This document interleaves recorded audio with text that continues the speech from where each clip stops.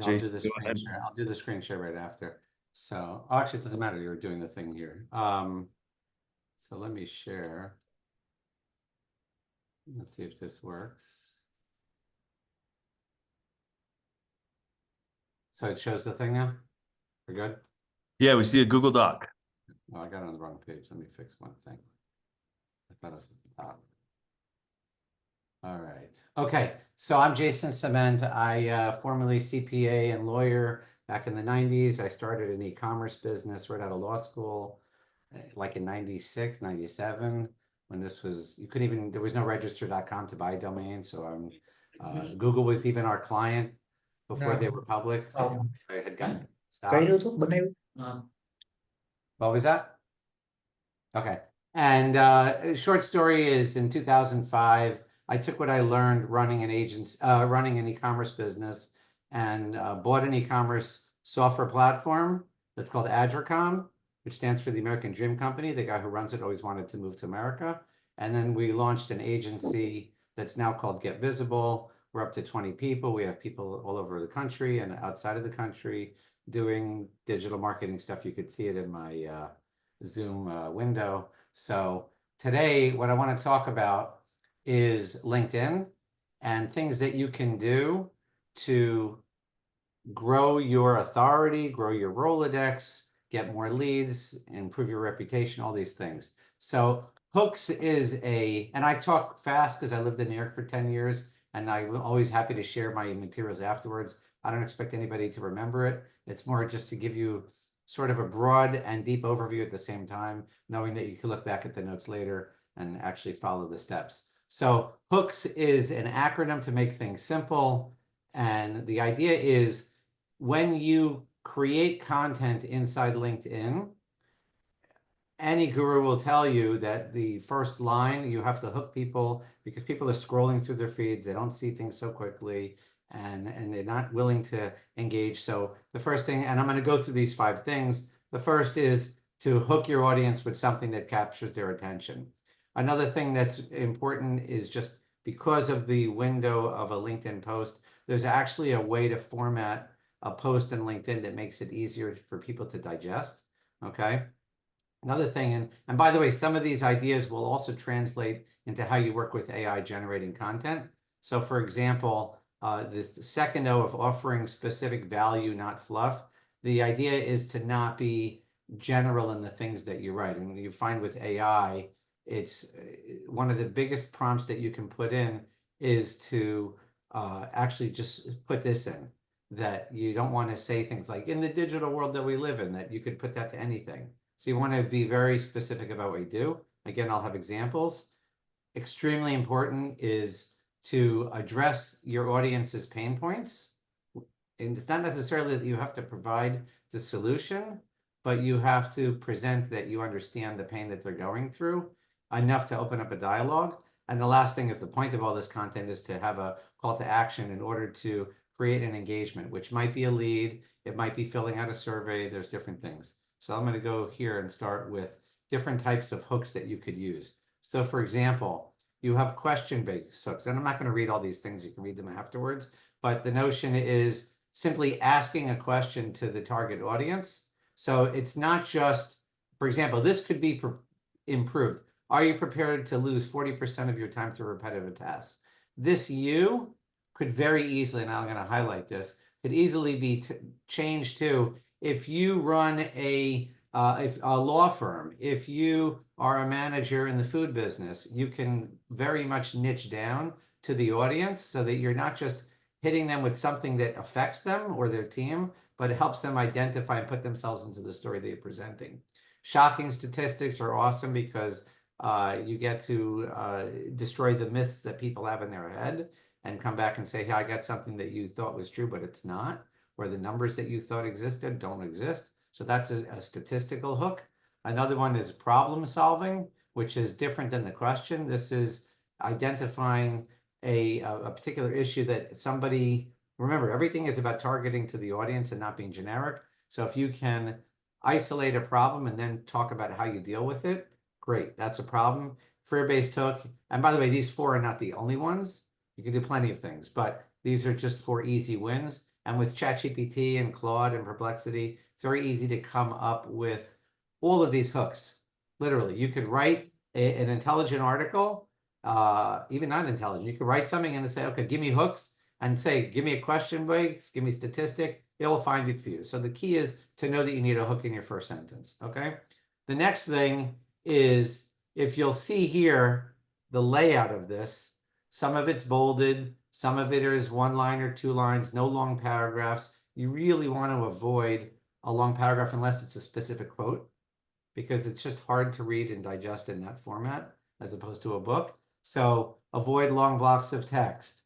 Use line breaks instead of chunking everything up. Here it's a list, so the lines should be close together. But when you're enabling people the opportunity to scan, one of the things you do is create line breaks. Here the bullet points are not bullets, they're little dashes, but that's up to you. You can use check marks, you can use different types of icons, you can use emojis even, but this lets people understand I have to look at this list here before I even worry about what all this other stuff is, and it gets them focused on the priority of this messaging. Okay. Remember, your hook is here. That could have been done with an email. I don't even know what the hell it means, but it will attract attention in this particular case. Okay, so that's number 2, is just formatting. Number 3 is different types of call to action. It's the outcome that you want to achieve from that post that you're doing. Sometimes the call to action is simply a poll. So you're going to ask questions. Let me see if I have one on here. Right. For example, what's your firm? So that, again, you're identifying a service firm. What's the biggest challenge when it comes to scaling? Give people some choices. You should know that when you do a poll on LinkedIn, you get to see the LinkedIn profiles of everybody who answers a poll. So Hey, polls, Jason, do yeah. you mind zooming in a little Oh, bit yeah, on your document? It's tough to see through the screen share. yeah. Is that better? That is, thank you. Appreciate that. So I was going down at the bottom first, showing an example of a poll. So when people take a poll, this is one of a year ago, polls were the biggest thing on LinkedIn. If you did a poll, LinkedIn automatically gave you more exposure to the network. So actually, let's talk about something, which is if you have 1,000 connections on LinkedIn and you post something, how many people actually see that post organically? So the typical number is 7 to 10%. So you get 70 to 100 people out of the 1,000. LinkedIn will organically show them the result. But if you appear to be viral, then LinkedIn will open up the floodgates and show it to more and more people. And the way you appear to be viral is to get people to leave comments or to like your post within a couple of hours of posting it. There are things called lempods, which are groups of people that organize together and sort of trade with each other. If you like mine, I'll like yours. And there are companies that actually sell subscriptions to do this kind of stuff. But whether you use them or not, the point is that there is an algorithm and you have to sort of hack the algorithm to produce more exposure to your posts. And it's not just that of your 1,000 connections, they will show it to more of those people. It's sort of like TikTok. They'll actually show it to what you call friends of friends because the content matches what other people are looking for that are similar to your audiences. So polls are a big deal because you get to see the identities of the people who are answering the poll. Comments are equally important because if someone leaves a comment, you know who they are. Now, not on this outline here, though, is one of the things that you can do is there are services or scripts that you can download all the people who commented on somebody's post, not just yours. So if you're trying to build an audience, then what you can do is find someone who's an influencer in your area, whether it's a potential client or an intermediary or a competitor, and you can use the software to download all the people who left comments on a very successful post. And then you can start direct messaging them or try to connect with them or leave comments on their posts, which starts getting you into their headspace. So in terms of CTAs, this is just things that could be at the end of the post. It's actually easy. Leave a comment below. Let's discuss. You're actually instructing them to leave the comment, not just leaving it out there that this is such an awesome post. And then, of course, they're going to comment. This is asking for the call. That's a little bit more risky. Sometimes what people will do is they'll say, if you leave a comment, I will send you something. or it'll say DM me, send me a message, and I will send you a PDF. Or if you have a carousel, which is like a PDF that's on your post, and people want to download it, most people don't know you can actually click the carousel and download it like a PDF. But you can also put down, send me a DM, and I'll send you the original source materials. So that's what CTA is all about. The next thing is the K. So I'm sorry, I'm going to do a couple more things. This is in terms of content guidelines, which is, see here in today's fast-paced world, it just doesn't mean anything. So what you do is you're focusing here, tech firms adopting AI, you're giving a percentage. Now's the time to integrate workflows or risk falling behind. You're being specific to the audience that you're targeting and giving them something that makes sense.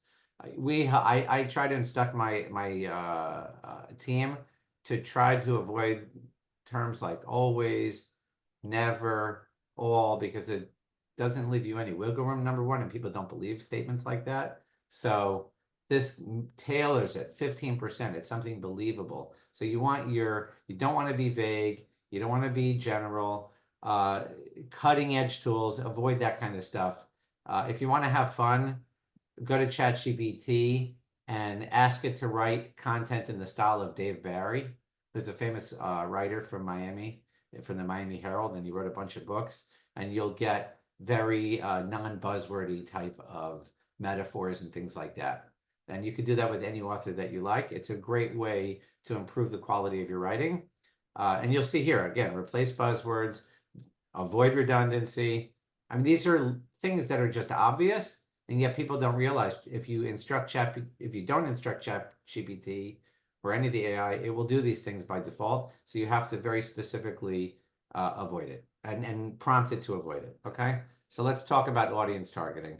This is, I think, the most important thing, because the whole goal is to create nexus points to the audiences that are good. And your audiences fit into two buckets: direct clients or customers, and the people who whisper in the ear of those customers, the intermediaries. So you want to know the pain points of both of those audiences.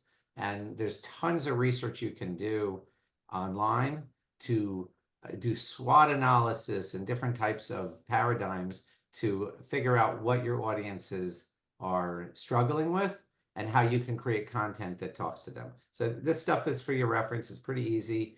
And it doesn't matter whether you're a lawyer, a doctor, selling a SaaS program, the principles are still the same, is create content that is identifying specific audiences and lets them know that you are really, you hear the conversations. You're the phone that's always on and listening. That's the perception you want to give, that you know their industry. Okay. So here's some more stuff about pain points. Let's see if there's anything in here I want to talk about. No, I'll leave that at the end. So let's recap, okay? Now we have like a couple more minutes left, which is we've done call to action, so we want to decide what we want the outcome of the post to be. We're talking about pain points. The one thing I didn't discuss here would be solutions. So I guess S could have two S's. So the solution is actually, it's sort of the windup of the entire post is, okay, now that you told me you know everything, what are you going to actually do to bring me to the promised land? And that's sort of like more sales oriented. It's still relevant. So I have a few suggestions there that are not necessarily just for LinkedIn. You can use them anywhere. So one thing which is really, it's almost archaic now, is on your website, go buy a branded phone number, like a toll-free number that speaks to your industry.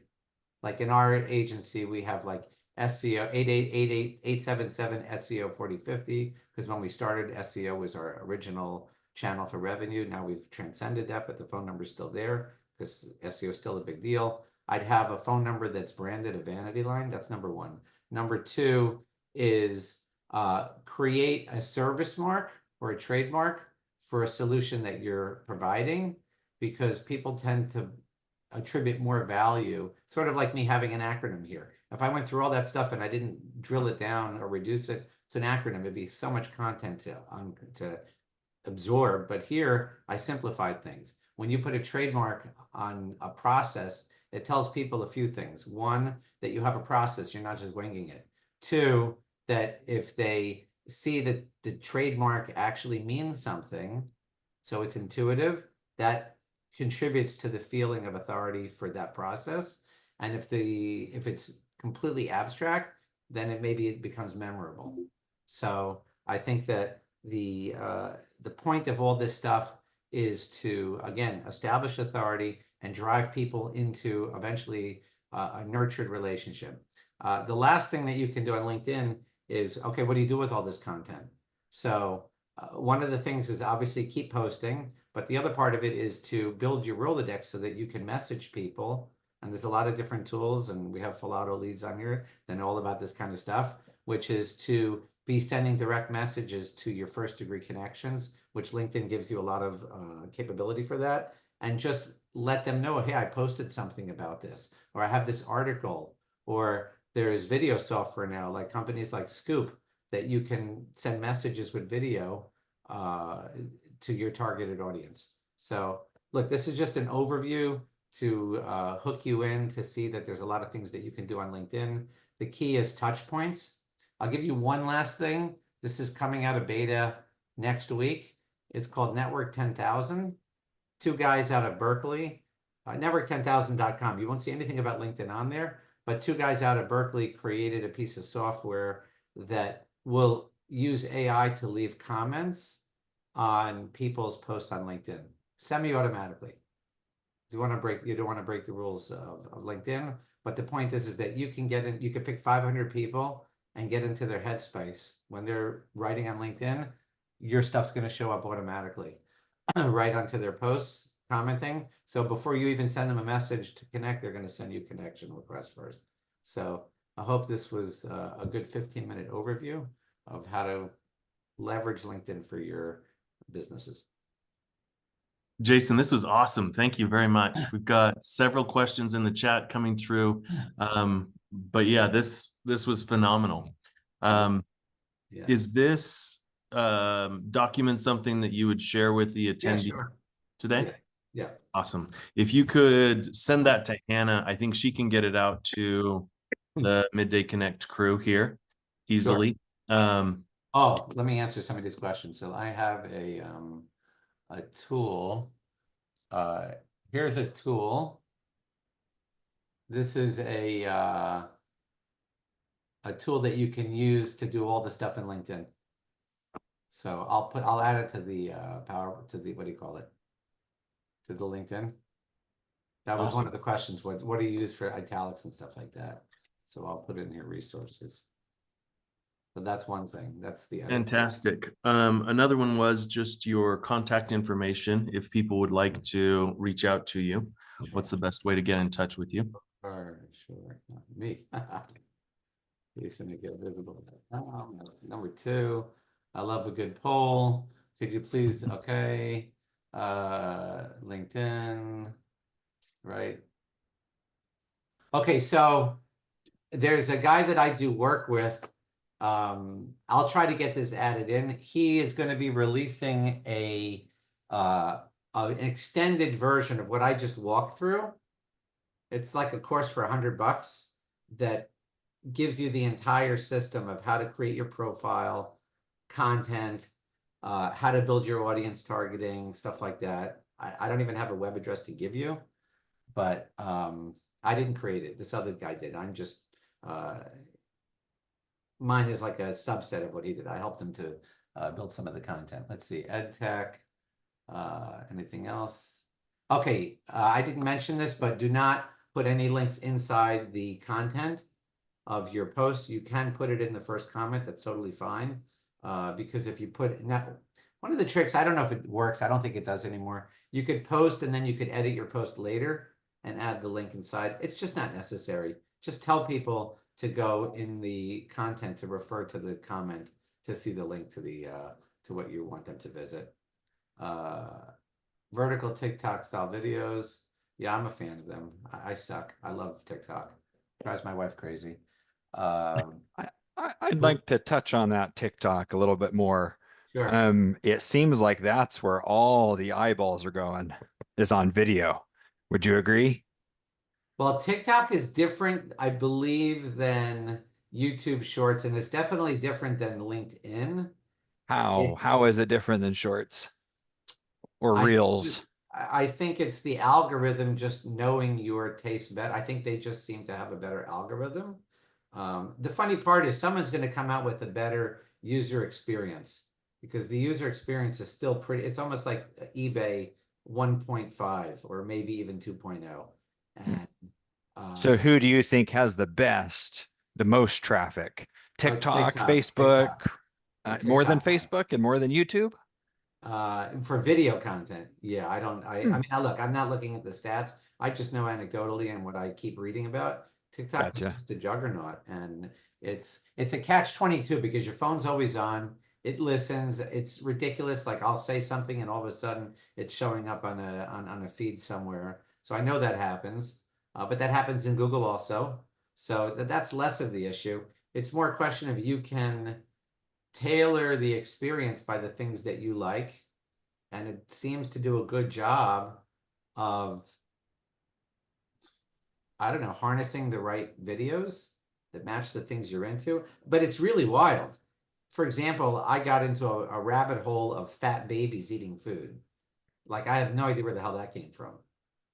And then you just watch one or two, and it's funny as all hell until after like five, and okay, I had enough of that. And I don't know. Video is tough because the problem is, let's say within 12 months, you don't need a person to create the video. You can already do digital twinning with 11 Labs and a couple of other video sites. And it's going to be like Kingsford said, that the bots are going to be talking to each other. It already exists. There's phone answering and phone dialing companies that use AI. And so why wouldn't you have an AI answering the phone on your behalf within a year? So we're in a weird place. Not even the election today. I'm talking like bigger than the election. What do you use for the banner? That's a system called OBS Studio. Is for my Zoom appearance. It's free, so that's a good. Somebody wants to partner with an AI video maker. Exactly, right? Rich Kingsford, he's there. Any other questions? What what are some of the biggest mistakes that you see people making on LinkedIn that are detrimental to their goals of Well, I exposure? mean, overselling. Like you even see in my hooks thing, I didn't even talk about the sales side of it, to selling the solution. There are um, there's an interesting conundrum. If you follow some of the gurus out there that talk about LinkedIn and email being a numbers game, then with mass approach of a hard sell, you don't have to nurture anybody. You just have to keep hitting people over and over, hoping that at that point the timing matches, not just the offer. Right. So I don't dismiss that approach. Maybe that does work. But if you're watching uh the like the not the Jordan the well, whoever the Jordan Peterson type of person is in the business world, they will tell you that 2025 is about relationships, and it's not about the mass. So if you can create nexus points to the people that you're targeting, remember there's two buckets, it's the customer and the intermediary, and you're doing stuff for them, so you're not just selling them, then you're creating value. And the more value that you create, and the things you do could be giving them away information that you've produced, giving away information for other people. Here, I'm giving you, I don't make any money from this.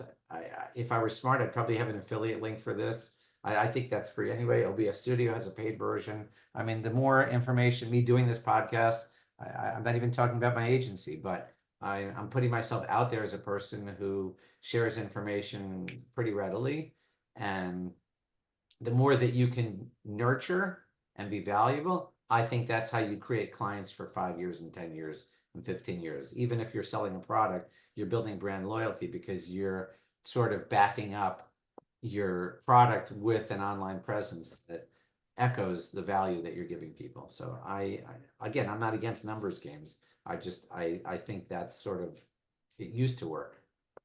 But I think people are going to be more discerning, especially with AI deciphering all the incoming stuff. They're going to know if it's bullshit or not, Yeah, right? that's a great point. Great thoughts there. Nancy has another question. She says, I know consistency is important. What are your recommendations on posting content? Uh, some people say post every day in order to build your Rolodex quickly, because then LinkedIn gives you more prominence because you're showing originality. Some of your content is good. If you can do it, great. But the thing is, you can't just post and disappear. So you need to have somebody who is monitoring the post to answer the comments and foster virality. And then you need to have someone who's looking out for the people that would be interested in what you're posting, so you can invite them to read the post. So you have to create this vicious cycle of activity. So the most aggressive people that I know are posting daily. I know another person who posts once a month. Not just LinkedIn. He writes a blog post. It's one a month. It's 3,000 words. It's a monster. And then he has built a Rolodex of people who share his content because it's so good. So if you have the right intermediaries, then that also helps. And you don't have to be posting every day. Yeah.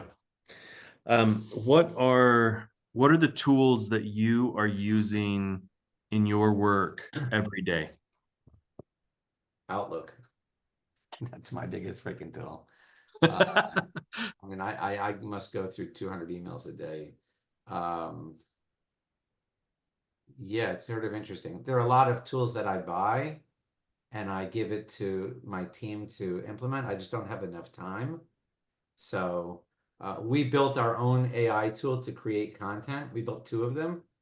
So one of them creates content for cities. So not for cities, meaning for, let's say a company wants to have a digital footprint in multiple cities within a state. One of the ways to do that is to have content that's relevant to each city or neighborhood. So like that's something. So it's not that I'm using an outside tool. I hire developers to build ideas into tools that we can even use internally. Forget about selling them. I'm trying to think of the tools that I use. There's a tool for LinkedIn called Lead Delta. It's a CRM for LinkedIn. It's a pretty cool tool. I don't use it enough, but that's a good one. Less known, unless you're really into LinkedIn a lot. So Lead Delta is a good tool. Yeah, our blogs out and social media in, our blogs dead. Blogs are not dead because you need a place to put good content, but hoping that the blog gets picked up in the search engines, that's dying. So the key is to build I think 2025 is about building connections to your audiences and then feeding them good content. Could I ask a follow-up on that one? A Sure. place to post your content.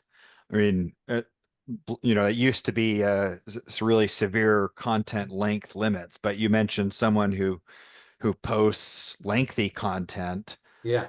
Do they post that on a traditional blog, or do they just post Yeah. that right there in the social media tool? No. Social media, you can't do that. So he posts it in the blog or a knowledge center, really. Blog is a misnomer. Blog is just content that's not inside your regular website in terms of a service page or like what we call web pages in my business, but it's just it's another place to share content. But blogs used to be about the comments.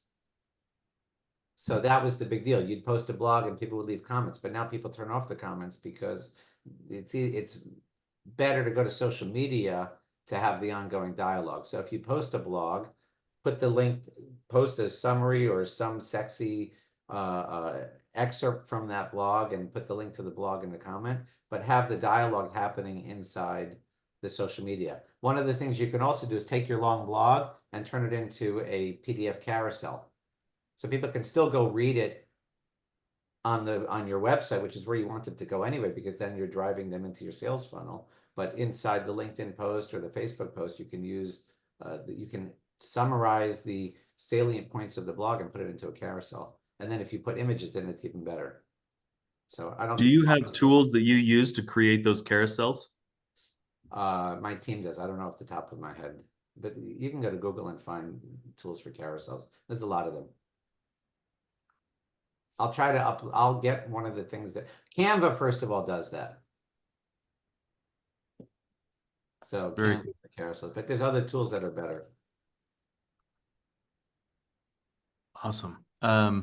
Maybe time for one more question, or just any parting thoughts, Jason, that if people were to start today, what would be your suggestion as a place to start this journey that you kind of outlined?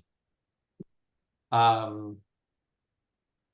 think if you just follow this, I mean, what's crazy is you can take this document, you can now go to ChatGPT, feed it in and say, okay, give me ideas on how to make a plan, and it'll make it for you. Like the key is to have a framework. This is Hooks is a framework. It's not the only framework, but it's a, I'm going to add an S here for solutions. So now we got that one.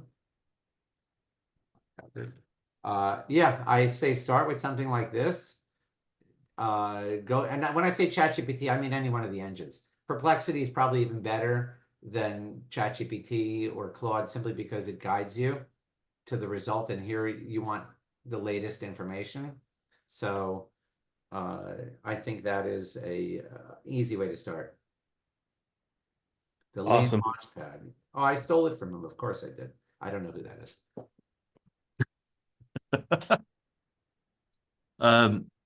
Jason, thank you so much. This was awesome.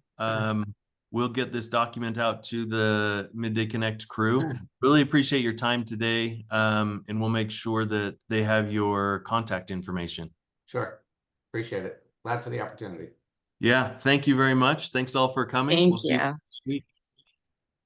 Good presentation. Thanks. Thanks, Jason. Have fun today. Big day. I gave a presentation on election day. I think I might remember this one. Thanks, All right, everyone. Thank you.